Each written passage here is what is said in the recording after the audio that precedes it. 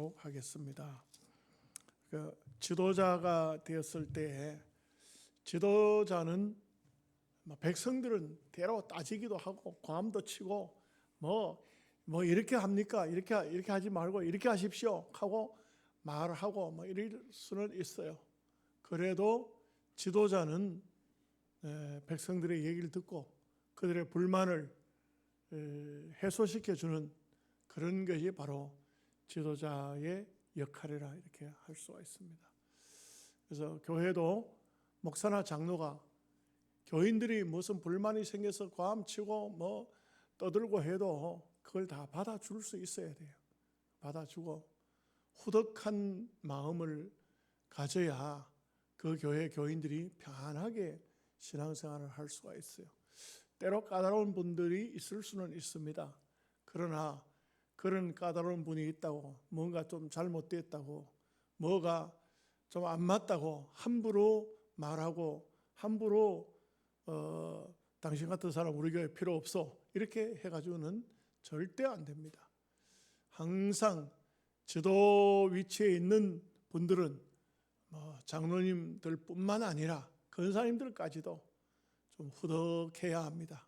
그래서 받아주고 들어주고 그래 맞다, 네 말이 틀린 거 하나도 없다 이렇게 해서 참 그런 마음을 가지는 것이 근본적으로 지도자의 자세다 이렇게 보여집니다. 오늘 말씀은 참 우리에게 주는 교훈이 크지요. 르호보암이 솔로몬의 아들인데 그 아버지는 얼마나 뛰어난 사람입니까? 물론 마지막 부분이 좀 안 좋았어요. 안 좋은 건 사실이지만 그러나 이만한 인물이 어디 있습니까? 이스라엘의 최전성기를 끌어갔던 사람이 다윗이고 솔로몬이에요. 다윗과 솔로몬 시대가 이스라엘의 최고의 전성기였어요. 이전에도 그런 적이 없었고 이후에도 그런 적이 없어요. 그럴 정도로 굉장히 참 좋은 시대였습니다. 그런 시대에 태어난 솔로몬의 아들이 이 르호보암인데 이 사람은 아버지도 할아버지도 닮은 구석이 하나도 없어요. 어떻게 이럴 수가 있을까? 참 우리 한국 사람들이 흔히 하는 말로 누구를 닮아가지고 이런 자식이 태어났나? 참 기가 막힌 그런 모습을 볼 수가 있습니다. 자격이 없어요. 지도자 자격이 없어요. 이렇게 해가지고는 안 되죠. 정말 우리가 어찌 보면은 르호보암은 아버지의 훌륭한 점을 하나도 안 담고 아버지의 나쁜 점, 아버지도 이런 것은 있었는가 잘 모를 정도인데 아버지의 좋지 못한 부분만 빼닮은 거예요. 이게 우리가 부모가 자식들을 키울 때 특별히 어릴 적에 잘 키워야 돼요. 어릴 적에 잘 키워야 돼요. 늘 덕스러운 말을 해야 돼요. 야, 너는 세상에서 남을 항상 돕는 사람 속에 있어야 된다. 남을 막 고자질하고 이렇게 하면 그렇게 하는 건 별로 좋은 게 아니야. 그런 어려운 문제가 있는 사람을 네가 가서 솔선수범 도와줘야 돼.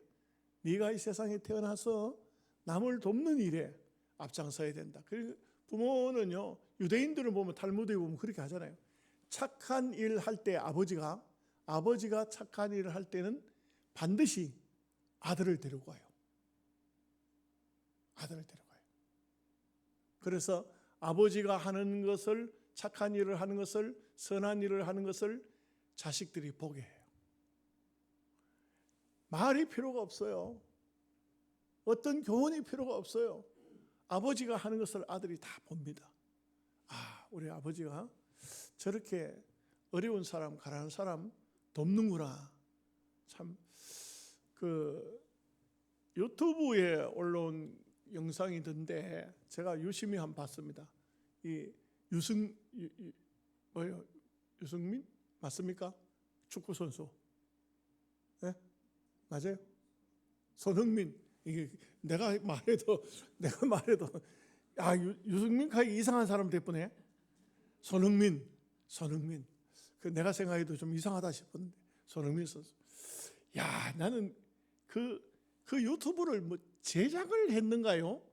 사실 뭐 좀 있는 걸 갖다가 만드는 건가?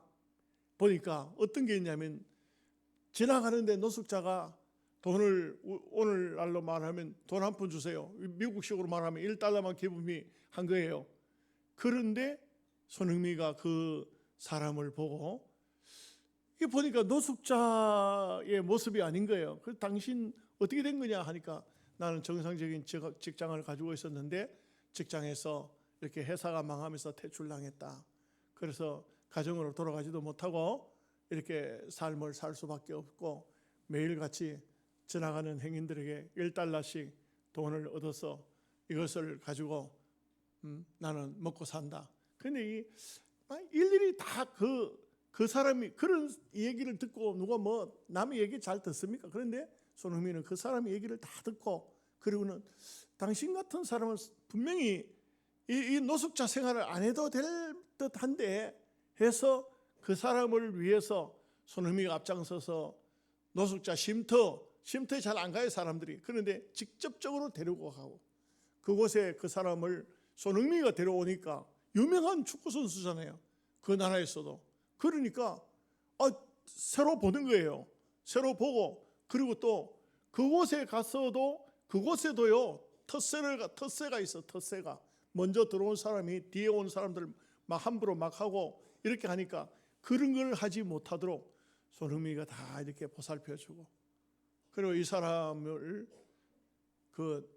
또 자꾸 만나요. 그래서 기술센터 같은 데를 데려가서 이 사람은 옛날에 직업이 이런 직업이었는데 이런 데 대해서 새로운 기술이 바뀌었지만 배우게 해주고 거기서 그 배운 것을 가지고 취직을 하게 해요. 나이를 먹었어요. 그런데 안 될 듯한데 이 원서를 냈는데 이 사람의 기술을 보고 나이를 먹었지만 채용해줘요. 그래서 그 한 사람을 온전히 살려놓는 역할을 하더라고요. 그래서 내가 유튜브를 가만히 끝까지 내가 봤어요. 끝까지. 예? 끝까지 보면서 참 가슴에 와 닿는 것이 그 한 사람은 길바닥에서 잠을 자고 남에게 구걸해서 얻어먹었던 한 사람이 새로 용기를 얻어서 직장을 새로 구하고 새 삶을 찾아가는데 손흥민이가 이렇게 하는 것을 보고 이 사람은 축구 선수기 전에 인성이 됐구나. 참 하나님을 잘 믿는 것 같아요. 요즘에 보면 요즘에 뭐 유튜브 하는 사람들도 보면은 선으로 악을 이기겠다 이렇게 이제 슬로건을 걸고 있는 사람이라든지 뭐 이렇게 뭐 참 지금 뭐 부산에서 서울에서 마이크를 잡고 이렇게 하는 이런 사람 다 예수 잘 믿는 사람들이라고 아주 하나님을 만난 경험이 있는 사람들이더라고요.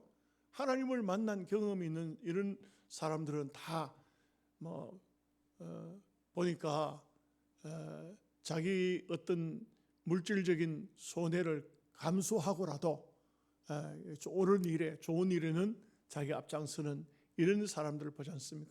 이게 남에게 덕을 끼치는 사람들이에요.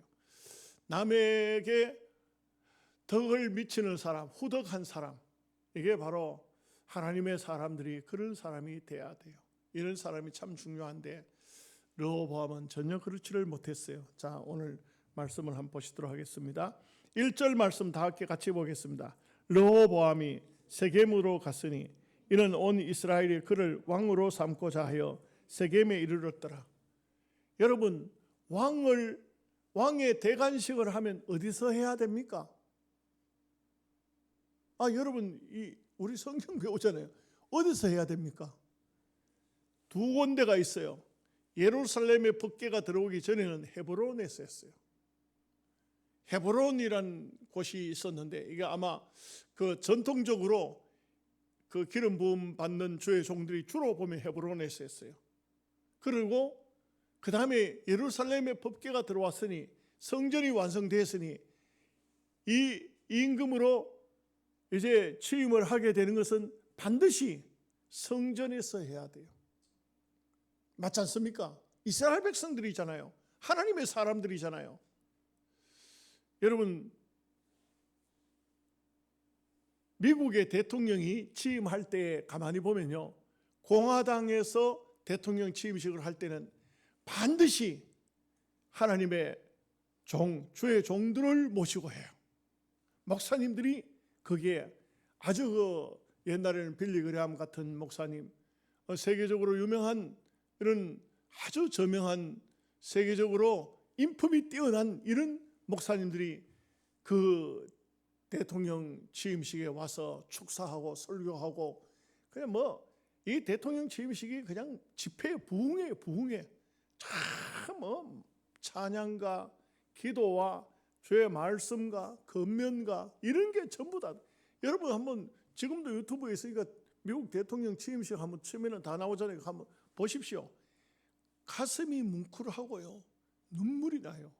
와, 정말 이게 기독교 국가구나, 이게 하나님께서 함께 하시는 나라의 모습이구나, 이런 모습이 보여요. 물론 그렇게 안 하는 대통령도 있어요.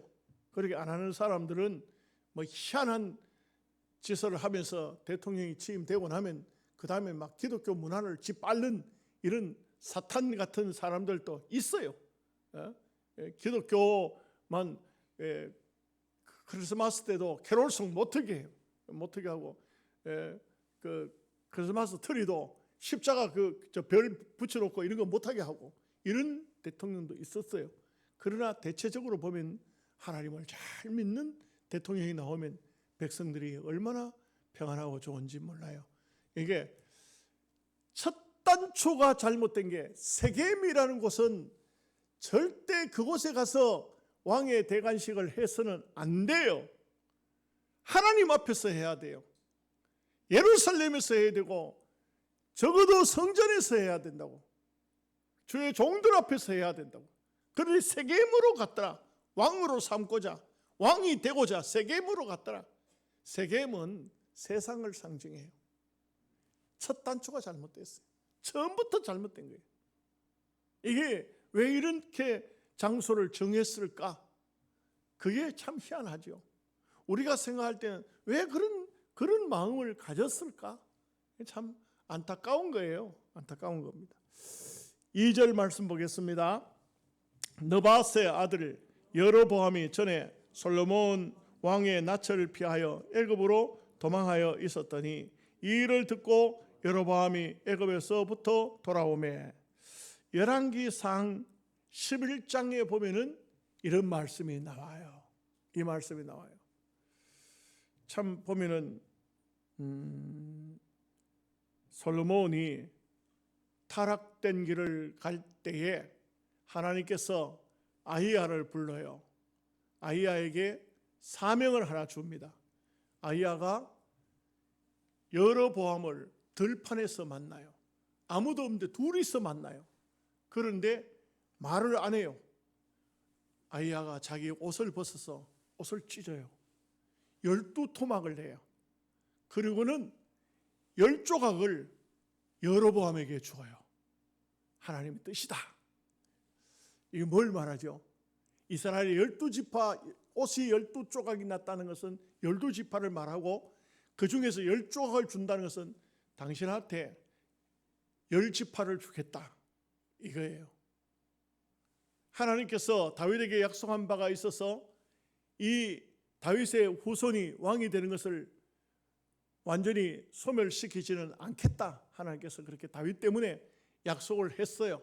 그런데 지금 솔로몬 때 와가지고 한 대도 제대로 내려가지 못하여 솔로몬 때 와서 얼마나 부패하고 타락했는지 하나님께서 벌써 이 나라를 두 쪽으로 만들 것을 아히야라는 선지자를 통해서 이렇게 말씀하신 거예요.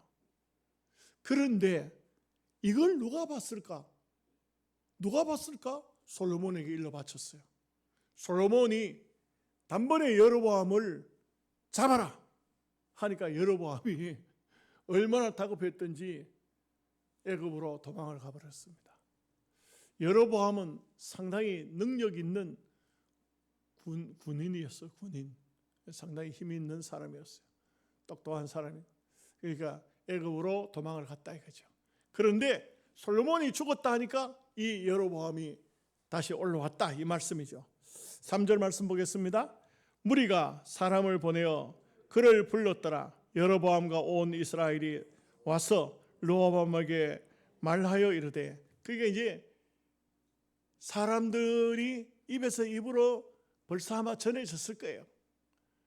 여로보암에게 아히야 선지자가 10지파를 준다고 옷을 찢어서 10토막을 주었다. 이게 아마 사람들이 알고 있는 거예요. 그래서 솔로몬이 죽고 그 아들 르호보암이 왕이 되자 여로보암을 부르라. 그게 야당 지도자예요. 여로보암이 왔잖아요. 여로보암을 앞세우고 르호보암 앞에 맞선 거예요. 맞서서 지금 현재 이제 어떻게 정치할 것이냐 이제 묻는 것이죠. 4절 말씀 보겠습니다.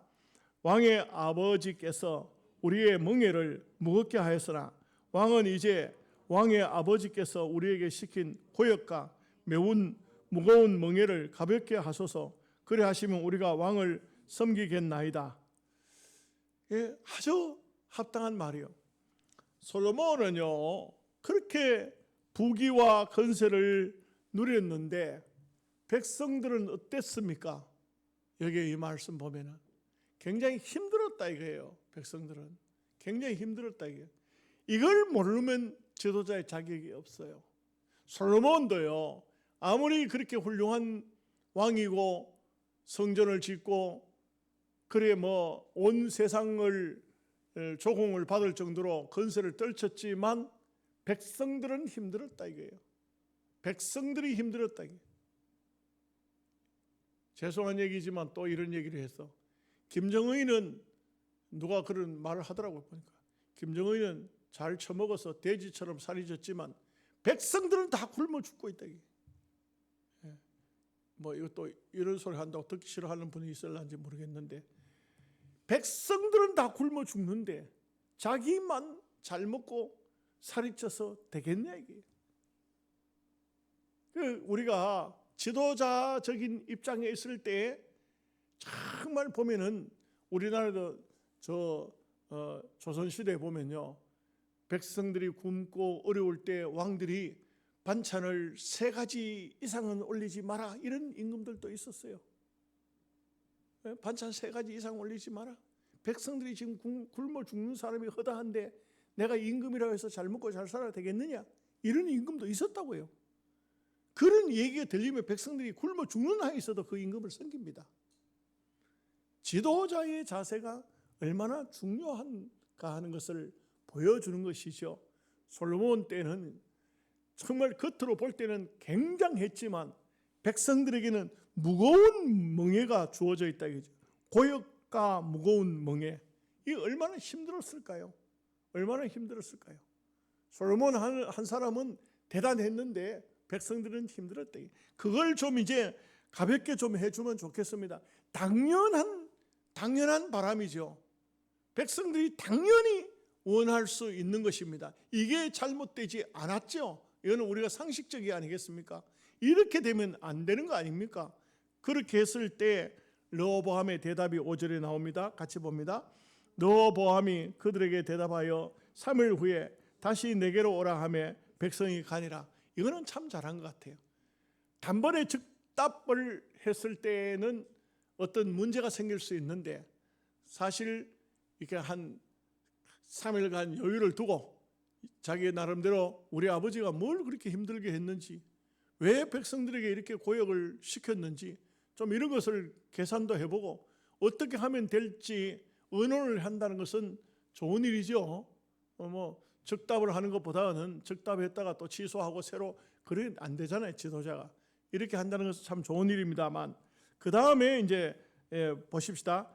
6절 7절까지 보겠습니다. 르호보암 왕이 그의 아버지 솔로몬의 생전에 그 앞에 모셨던 원로들과 의논하여 이르되 너희는 이 백성에게 어떻게 대답하도록 권고하겠냐 하니 그들이 대답하여 이르되 왕이 만일 이 백성을 후대하여 기쁘게 하고 선한 말을 하시면 그들이 영원히 왕의 종이 되리이다 하나. 그렇습니다. 이 국가의 원로들 이제 뭐 참 오랜 세월 아마 잘 모르지만 어쩌면은 다윗 때부터 시작해서 솔로몬 때까지 섬겼던 신하들일 수도 있겠고, 또 솔로몬 때 채택이 된 그런 신하들일 수도 있습니다. 이 사람들이 이제 다 새 시대가 왔지만 그래도 국가의 원로로 남아 있죠. 이런 분들에게 물었더니 이분들이 대답은 어떻습니까? 백성들이 원하는 대로 하십시오. 백성들이 그렇게 참 아주 고역을 시키고, 부역이 아니죠. 부역, 솔로몬은 부역이라 했는데 고역을 시키고 성전 짓느라고 또 뭐 이렇게 뭡니까? 왕궁을 짓느라고 그렇게 백성들이 힘들었다 이거죠. 대단한 업적은 있지만 백성들은 얼마나 힘들은 얘기죠. 참 보면 우리가 하나님의 일도, 주의 일도요, 교회가 아무리 믿음 좋은 사람이라도 일을 시킬 때에 어느 정도는 대가를 지불해 줘야 돼요. 그렇지 않으면요, 부역이 되고 말아요. 부역이 좀 지나치면 고역이 되고 말아요. 이렇게 부역, 고역이 돼가지고는 안 됩니다. 어느 정도는 일한 대가를 해줘야 돼요. 대가를 해줘야 돼요. 예, 어느 교회는 보니까 교인들이 그 담임 목사가 오기 전에는 교회가 목사님에게 생활비 주기도 어려웠어요. 굉장히 힘들었어요. 근데 그 목사님이 와서 본인도 열심히 헌금을 하고 교인들도 따라서 열심히 헌금하고 몇 배의 헌금이 나왔는데, 그런데 연말이 되니까 목사님의 생활비를 동결하니까 더 받아도 그만, 덜 받아도 그만이지만 그게 사람의 마음이라는 게, 아이고 뭐 이제 이 교회는 목회를 암만 열심히 해도 소용이 없구나, 그만해야 되겠다, 이렇게 이제 그런 얘기를 제가 들어봤습니다. 예, 누구든지 마찬가지입니다. 뭐 목사뿐만 아니고 교인들이, 또 장로님들이, 집사님들이 어떤 일을 할 때 그 일에 대해서 입으로만 하지 말고 때로 사례를 할 수 있으면 사례도 하고, 선물을 할 수 있으면 선물도 하고, 아니면 모시고 가서 식사라도 대접하고 알아준다는 게, 이게 그러면요 고역이 안 돼요. 부역이 안 돼요. 예, 그야말로 그 열심히 한 데 대한 것을 어느 정도 알아주는 것이, 사람은 마음이라는 것이 얼마나 중요한지 몰라요. 이 알아주고 도와주고 생각해주고 이게요 얼마나 중요합니까? 별것 아닌데 아이고 수고하십니다, 그 말 한마디가 굉장히 위로가 되기도 하고, 때로 아이고 고생하셨습니다, 남들이 참 보기는 편해 쉽게 보이지만 그 보통 힘드는 게 아닌데 잘 해내셨어요, 이렇게 하면은 굉장히 마음에 기쁨이 되고 위로가 된다고요. 그런데 그냥 일을 해놓기나 말기나 뭘 해놔도 모른 척하는 거는 그러면 안 되죠. 오늘 이 원로들이 하는 말은 이 르호보암이 귀담아 들어야 될 필요가 있는 거예요. 아주 귀담아 들어야 될 이런 필요가 있는 말씀이다, 이렇게 볼 수가 있겠습니다. 자, 9절 말씀 보겠습니다. 이르되 너희는 이 백성에게 어떻게 대답하도록 권고하겠냐? 백성이 내게 말하기를 왕의 아버지께서 우리에게 매운 멍에를 가볍게 하라 하였느냐 하니, 10절까지 봅니다. 함께 자라난 젊은 신하들이 왕께 말하여 이르되 이 백성들이 왕께 아뢰기를 왕의 아버지께서 우리의 멍에를 무겁게 하였으나 왕은 우리를 위하여 가볍게 하라 하였은즉 왕은 대답하시기를 내 새끼 손가락이 내 아버지의 허리보다 굵으니. 이거 아주 참 이게 이제 소위 젊다는 것은 패기도 있고 뭐든지 그냥 뭐든지 다 할 수 있는 듯한 그런 능력도 있고 세상을 아주 만만하게 볼 수도 있죠. 그러면 이제 이 젊은이들의 생각에는 이거 왕이 새로 됐다고 이 사람들이 아주 사람을 얕보네, 왕을 우습게 보네, 이런 생각이 안 있었겠나. 이 왕을 졸로 보나? 이 사람들이 지금 뭔 얘기를 하고 있는 거예요, 지금? 왕이시여, 왕의 새끼 손가락이 아버지의 허리보다 굵다고 하십시오. 이게 말이 안 되는 얘기인데 완전히 감정이 섞인 얘기예요. 완전히 뭔가 잘못된 거예요. 여러분, 사람은요, 희한하게도 원로들의 얘기를 들었으면 그 다음에 그 얘기를 참고하면 됐지, 뭐 하려고 또 젊은 신하들에게 또 물어보는 겁니까? 물어보는 이유가 뭘 것 같아요?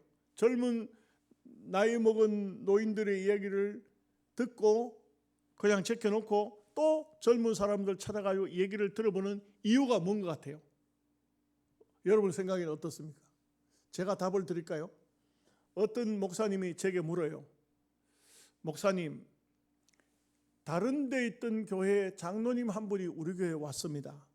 왔는데 이분을 연말에 그 교회에서 장로, 우리 자체에서 장로 장립 시켜버리면 안 될까요? 이렇게 물어요. 여러분 생각에는 어떻습니까? 그렇게 하면 될 것 같습니까?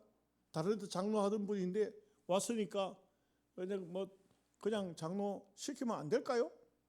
그래서 제가 그랬어요. 법이 그렇지 않습니다. 법에 보면은 타 교단에서 장로가 왔을 때는 5년이 지나야 그 교회 장로가 될 수가 있습니다. 그리고 우리 합동측에 있는 교단에서 장로님이 왔으면 만 2년이 지나서 공동회의를 거쳐서 장로가 되어야 됩니다. 이렇게 했더니 그분이, 제가 이 헌법연구소 이사장이잖아요. 그런데 그분이 이 헌법연구소가 있기 전입니다. 사실은 이 이야기는. 근데 이제 저도 이제 법을 나름대로 잘 알 수밖에 없는 게 총회를 20년 이상을 다녔어요. 그러다 보니까 많이 알죠. 또 법을 다른 사람들보다 어려움을 겪으면 법을 공부를 많이 해요. 노예에서도 어려움을 참 많이 겪었어요.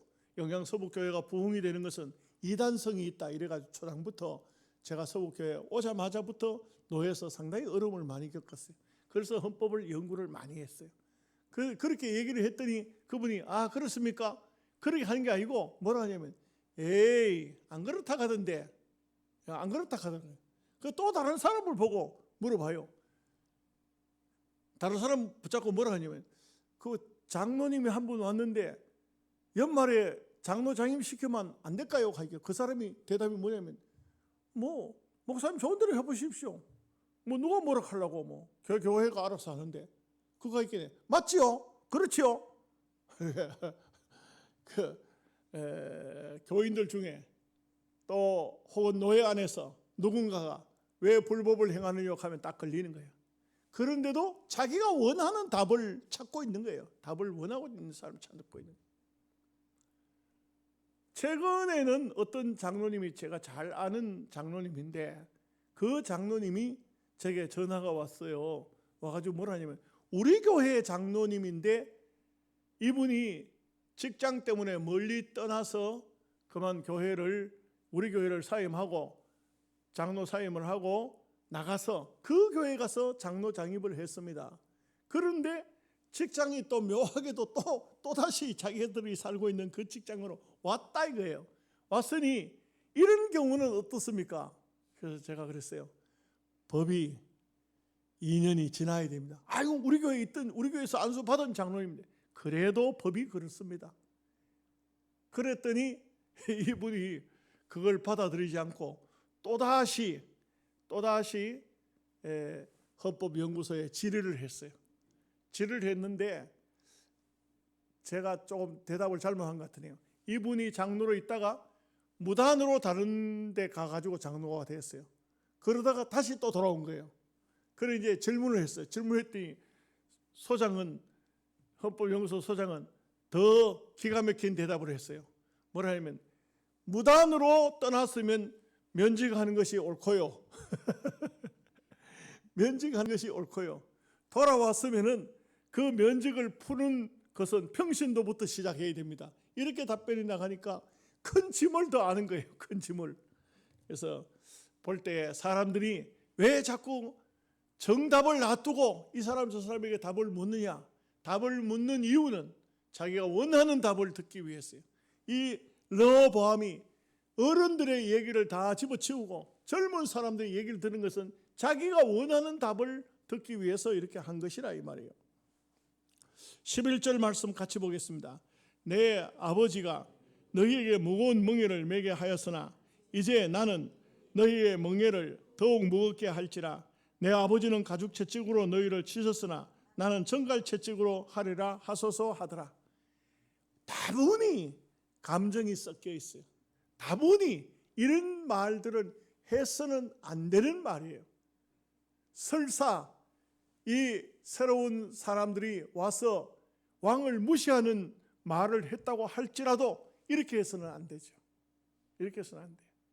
우리가 여러분 지도자라는 것은요, 무슨 말을 듣는다고 해서 막 당장 화가 나고 당장에 거기서 얼굴색이 붉어지고 자격 없어요. 누가 막 쓸데없는 얘기를 확 갖다 나에게 했다고 할지라도 할 수 있으면 참아야 돼요. 참고 좀 기도해 봅시다. 좀 더 연구해 봅시다. 암만 속상해도 이런 마음 자세를 가지지 않으면 지도자의 자세가, 위치가 잘못된 것입니다. 그래서 어떤 경우든 간에 물론 뭐 사람이 살다 보면 사람도 연약한 존재라서 실수를 덜어 하기도 합니다. 실수를 덜어 하기도 하지만 오늘 말씀을 마음속에 잘 새겨야 돼요. 우리가요.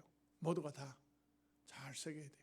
정말 어떤 경우라도 참 막 눈에 가시 같은 여로보암이 앞장서 있고 거기에 모든 장로들, 모든 백성의 지도자들이 와가지고 당신 아버지 때문에 골탕 시켜 먹었습니다. 좀 이제는 좀 우리를 편안하게 좀 해주십시오. 아따 이거 나를 아주 내가 처음 왕이 됐다고 나를 아주 얕보네. 말을 함부로 막 하네. 여러분들 봐라. 그렇게 되면 안 돼. 그러면은요, 그럴수록 어떻게 됩니까? 아, 예.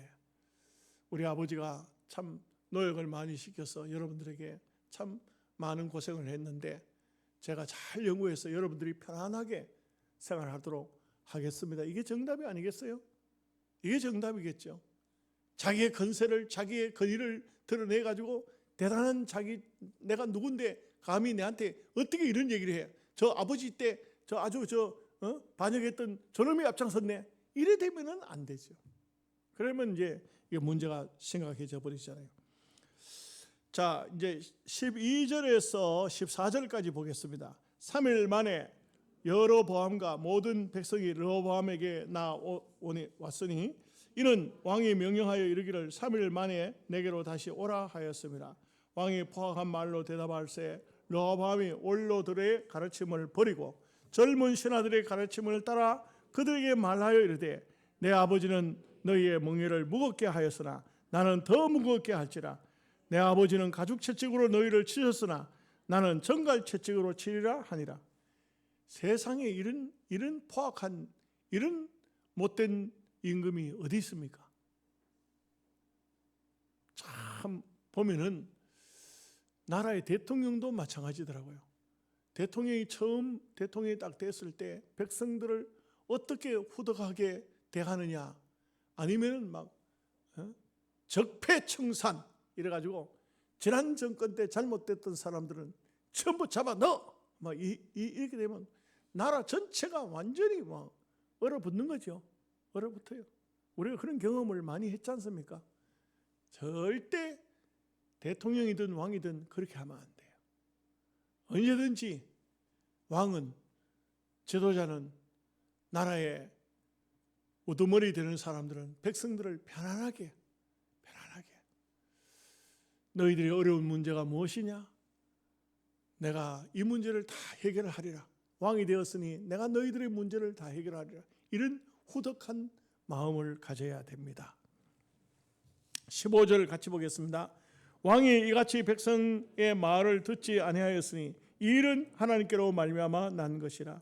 여호와께서 전에 실로 사람 아히야로 하여금 느밧의 아들 여로보암에게 이르신 말씀을 응하게 하심이로다. 그 열왕기상 11장에 이미 하나님께서 이미 오래전에 여로보암에게 아이야를 통해서 10조각 옷을 벗어 찢어 10조각을 주면서 나눠줄 것을 하나님께서 말씀을 하신 거예요. 하나님의 우리가 모든 삶을 사는 데는 배후에는 하나님의 역사가 있는 거예요. 하나님의 역사가 있습니다. 그래서 하나님이 오케이 하지 않으면 절대 함부로 어떤 참새 2마리가 하나 손에 팔리는 것도 우리 하나님께서 허락하셔야만이 그 2마리의 참새가 죽는 것이지 함부로 죽지 않습니다. 우리가 그것을 믿고 기도해야 됩니다. 자, 16절부터 17절까지 보겠습니다. 온 이스라엘은 왕이 자기들의 말을 듣지 아니함을 보고 왕에게 대답하여 이르되 우리가 다윗과 무슨 관계가 있느냐? 이새의 아들에게서 받을 유산이 없도다. 이스라엘아 각각 너희의 장막으로 돌아가라. 다윗이여 이제 너는 내 집이나 돌보라 하고 온 이스라엘이 그들의 장막으로 돌아가니라. 그러나 유다 성읍들에 사는 이스라엘 자손들에게는 르호보암이 그들의 왕이 되었더라. 이거 누구 성읍들에 사는 사람이 누구냐?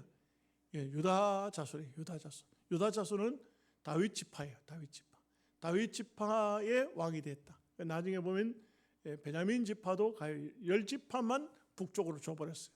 그런데 이제 나중에 보면은요, 레위 지파가 설 곳이 없어. 여로보암이 그렇게 또 하나님의 은혜로 공짜로 왕이 됐으면은 잘해야 되는데, 그런데 제사장 제도를 다 폐해버려요. 레위 자손들에게 제사장 직분을 주지 않아요. 그리고요, 이 북쪽에 성전이 없잖아요. 남쪽에 성전이, 예루살렘 성전이 남쪽에 있거든요. 그러다 보니까 북쪽에 있던 레위 지파들이 다 남쪽으로 내려와서 사실상 보면은 그 르호보암 쪽에 거의 3지파 가까이 되고 북쪽은 9지파 정도 되는, 이렇게 되는 것을 볼 수가 있어요. 자, 18절 19절 말씀 봅니다. 르호보암 왕이 역군의 감독하도람을 보냈더니 이스라엘 자손이 저를 돌로 쳐 죽인지라. 르호보암 왕이 급히 수레에 올라 예루살렘으로 도망하였더라. 이에 이스라엘이 다윗의 집을 배반하여 오늘까지 이르렀더라. 여러분, 이 르호보암이 물론 이미 하나님께서는 르호보암이 어떤 행동을 할 걸 다 꿰차고 계셨던 것 같아요. 그래서 아이야를 통해서 여로보암에게 10조각 옷을 줬는데, 여로보암이 또 이게 문제가 뭐냐면, 그렇게 하나님께 은혜를 입었으면 잘해야 되는데 가서 금송아지나 떡 세워놓고 베델에다 금송아지를 떡 세우고 거기 지가 분양한다고, 아이고 이거 엉망진창이 되어버리지. 정말 엉망진창이 돼. 하나님의 그 고귀한 뜻을 받들어서 그때부터라도 레위 자손까지 다 줬으면 다시 성전을 세워야 될 거 아니에요. 작게나마 성전을 세우고 레위 지파에게 성전을 섬기도록 하고 하나님을 섬기도록 하고, 그리고 나라를 바르게 다스렸더라면 그 나라가 어쩌면은 다윗 왕국보다도 더 건설적으로 더 훌륭한 나라가 될 수가 있었을 것인데, 여러분 그렇습니다. 우리가 이런 면을 볼 때에 때로는 하나님께서 뭐 하려고 그렇게 귀한 나라를 조각을 내 가지고 주는가? 여로보암에게 줬는가? 여로보암이 악하게 살 줄을 몰라서 줬는가? 그거는 아니에요. 사람에게 어떤 직분을 주든지 무엇을 주든 간에 줬으면 하나님은 그 사람이 자기가 결정하도록 하나님 간섭하지 않아요. 자유의지라고 해요. 신학적으로 말할 때 자유의지. 여러분들 오늘 우리도 똑같아요. 하나님께서 우리에게 목사, 장로, 장립주사, 건사, 집사 이렇게 다 주셨는데, 거기 주신 것 주시고 난 다음에 기계적으로 충성하도록 만들지 않아요. 이제는 너희들이 알아서 해라. 악하게 살든 선하게 살든 정말 충성을 다하든지 아니면 반역을 하든지 그거는 우리에게 주어져 있는 거예요. 우리한테 자유의지예요.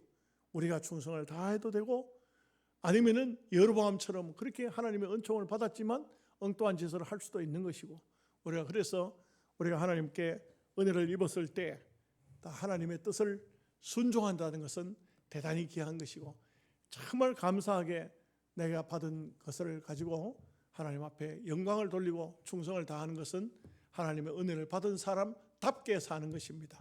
그렇게 사시기를 주님의 이름으로 축복합니다. 하나님 아버지, 감사합니다. 오늘도 백성을 후대하라는 주의 말씀을 상고하였습니다. 국가의 원로들의 이야기를 무시하고 젊은 사람들의 얘기를 듣고 아주 악한 정책을 펴겠다고 말한 르호보암은 결국은 나라를 80%를 다 잃어버리고 그야말로 아주 작은 쪼그라진 유다 왕국밖에는 남지 않았습니다. 하나님 아버지, 우리가 하나님께서 우리에게 어떤 직분을 주셨든지 어떤 사명을 주셨든지 이제 하나님께서 주셨으면 우리가 이제 이 일에 대해서 책임을 다해야 할 것입니다. 그래서 하나님께 온전한 영광을 돌리는 저희들 되게 하여 주옵소서. 예수님의 이름으로 기도하옵나이다. 아멘.